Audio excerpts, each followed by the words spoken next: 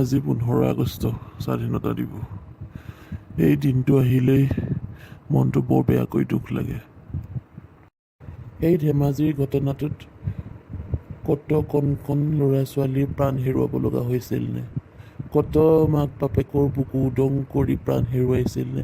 আজি বাৰু সেই মাক বাপেকবোৰ কেনেকৈ আছে বাৰু? এই ঘটনাত প্ৰাণ হেৰুওৱা সকলোলৈকে মই শ্ৰদ্ধাঞ্জলি নিবেদন কৰিছোঁ।